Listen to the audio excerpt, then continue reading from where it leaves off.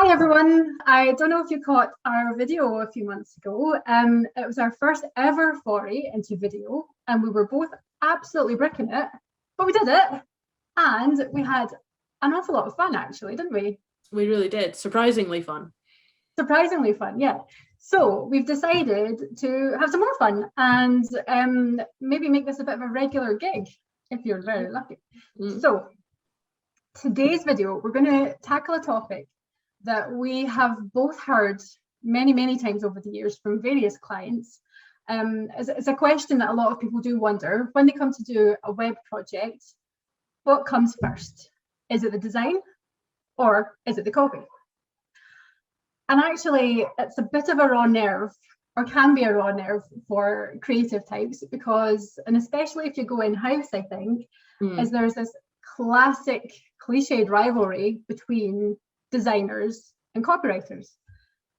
And it's that old question of what is the king of the castle? Is design more important to your website, or is the content more important? So in this video, we're getting the gloves on and we're going to fight it out. We are going to decide what is more important, the design or the content, and more relevant to you guys is who should you hire first? Should you look for a copywriter first, or should you look for a designer? So, will we do it? Let's. Okay, cool. So here's where it gets slightly less dramatic. After we've just put our gloves on, I think we should take them off again, because as far as I'm concerned, design and copy are absolutely equally important. Wouldn't you say? Definitely. I mean, design without the copy is like the macaroni without the cheese. Boring. Oh, no one wants that. Exactly. It's no fun at all. No. So yeah, at the risk of getting on my soapbox, like, you need to have content to design around. If you've got so there's this quote that I'm probably misquoting, but it's design without content is just decoration. I love it. So it's great, isn't it? Because it's just so true. Yeah. So if you've got a lovely design, I mean, yay, you want your site to be pretty, but it needs to work. It needs to convert people from just looking to actually buying, whether that's filling in a contact form, making an appointment, or buying actually there on your site. You need to have the content and the design working together to guide them to that point. Yeah, no, I absolutely agree. It's another marketing sort of cliche thing, but there very much is a buyer's journey, isn't there? There's taking someone from that. It starts with your headline, doesn't it? It's grabbing someone with your headline and just saying to them, "Hi, yes, you, yep, this is the right spot. You have found the right page. Yeah, read on, please."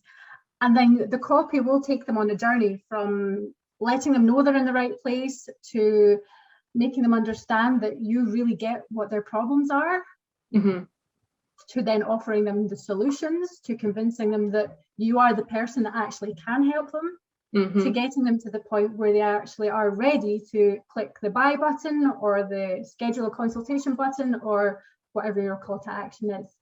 So the copy really, really drives that journey. Absolutely.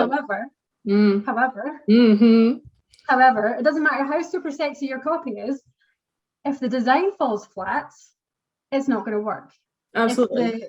If the user experience is terrible, it's not going to work.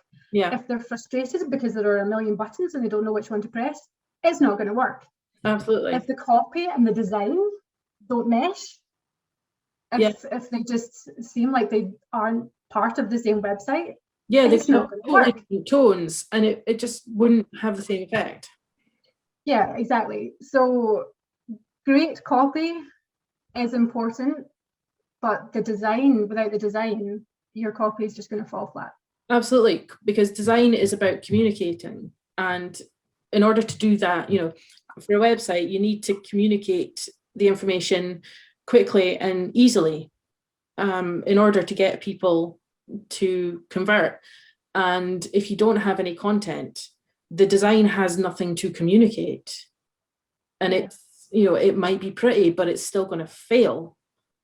you're not going to reach your conversion goals. It's just going to be, oh, yay, that looks nice in my portfolio. It's back to that quote, isn't it? It's just decoration. Yeah. Okay, so they're equally important. So it's 1-1 so far. Okay, no clear winner yet. Oh yeah.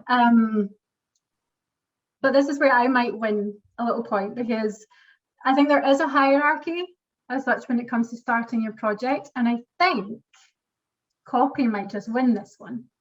Do you reckon? Well, this is rather controversial coming from a designer, but hell yeah. I for a very long time I have advocated the content first approach, which, as you might imagine from the name, starts with the content. Because when I'm given content to design around, I can look at it and go, right, I know exactly how this page is going to end up looking. I know what needs to be highlighted. I know what's important. I know how this site is going to flow, how someone should hopefully navigate through it. Whereas if I'm designing around dummy text, the lorem ipsum stuff that you see quite a lot, I'm basically just doing what I think is a cool design. And then the client has to kind of shoehorn some content into predetermined spaces. Like, oh, I've got 3 lines of text to fill in here. I've got 2 paragraphs of text needed there. It's, it might work, but there's a good chance that something is going to go wrong. Yeah, and if you're at the point where you're shoehorning, then it's likely your strategy, if you ever had one, has flown out the window by that point. Yeah. Most likely you never had one in the first place.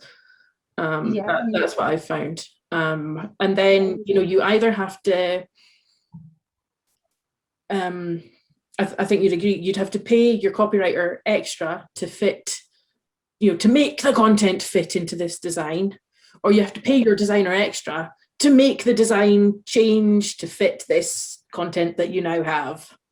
Either way. I've definitely had that before. Yeah. I've had where I've written the copy, and then the designer has come into the project and not really taken the copy into account. So the client will come back and say, okay, well, I really like that, but the designer says it needs to fit into this box. So can we just shave 300 words off it? Now, when I'm writing copy, and I'm sure all copywriters would say the same thing, there are no superfluous words that are just there to look pretty. Every word, every comma, every exclamation mark has been chosen with a purpose. It's there for a reason. So shaving any words off it, trying to make a paragraph fit into a smaller box isn't an easy job. It's not, generally speaking, it's not a small edit, it's a rewrite. So it's going to take a lot of time. It's going to mess with the deadlines, and it's going to cost more money as well. Yeah. And it's a shame, because it's not something that has to happen. Oh, it's completely avoidable. It's completely avoidable. So that begs the question then, should you always contact the copywriter first, or should you contact the designer first? Well, this is where I might score the points, because I'm obviously very lucky in that I have a good relationship with my very own pet copywriter. Thanks. Not quite how I would have phrased that, but we'll go with it. Yeah. So, someone people tend not to think about copywriting. They come to me, they know they want a new website, and then I go through my list of questions, and I'm like, so do you have the content? Are you working on it? Or do you need some help with that? And it invariably falls into 2 categories. Hardly anyone says, yes, I have the content all ready to rock. It's either, what do you mean content? And I'm like, the words that go on your page. Obviously more politely than that, but that's the gist of it. Very diplomatic. I know. Or they're like, well, I can give it a bash, but I might need a bit of help. And with those 2, things, I'm lucky that I can say, in that case, I know just the woman who can help you out. Exactly. Because having worked together so many times, you know what an effective website needs. You know how to prepare the content so that it's dead easy for me to put it into the website as I'm building it. You know, it totally streamlines the process. And I know that by referring my clients to you, you know, not only is it going to make my life easier, but I know that they are going to get, you know, the professional service and quality work that my design needs. You know, they're going to get the good stuff that they need in order to meet their goals.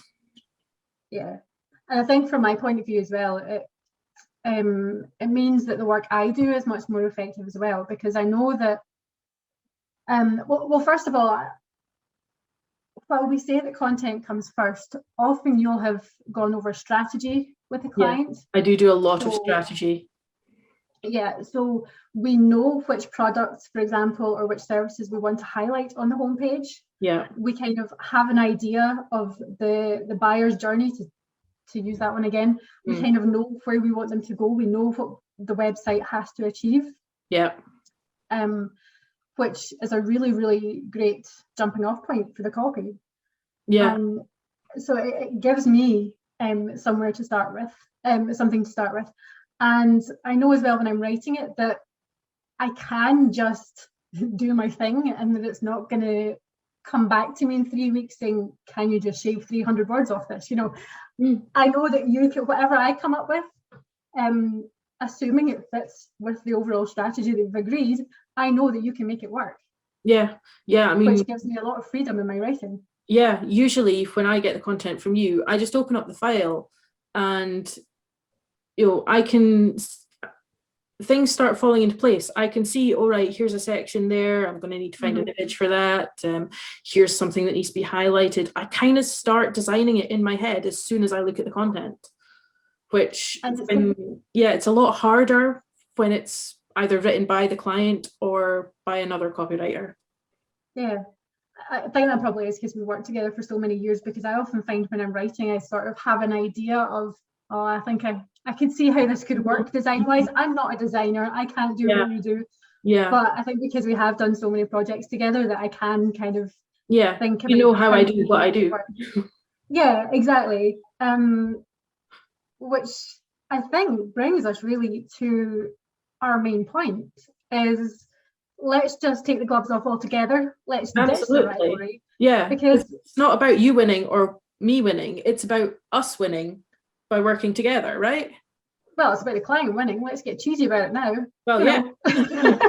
Because, you know, that ultimately is what happens, isn't it? When we actually work together. It's easier in a logistical way, I find, because we can, instead of the client having to try and liaise with completely two separate parties and trying to work with all the different deadlines and the moving parts involved, we can just say, okay, when can you do the copy? When do you need the copy? Yeah, and we can come up with a schedule that works for us both. Absolutely, because, you know, if I'm on the projects where I'm not working with you, you know, I basically just have to say to the client, this is when I need your content. And then I have to trust that they are going to tell their copywriter or, you know, do it themselves, that is when they're going to deliver. And so many times things have been late because, oh, but we only just booked the photographer, so it's going to be another 3 weeks, or, oh, we only just, you know, the edits aren't quite finished on our content, so you know, we need extra time, and that just throws my entire schedule off. Yeah, and that, you know, it delays the launch of that client's website, and then I have to go to the next project and try and, like, oh, can I scrunch things up? Can I move things around? You know, I have to try and do that without screwing over the next client. Yeah, which obviously just can't happen because it's not their fault. Yeah, totally. And I have to do it without screwing over my own life as well. Work-life balance, people, it's important. What's that about? Yeah, well, I've heard it's a thing.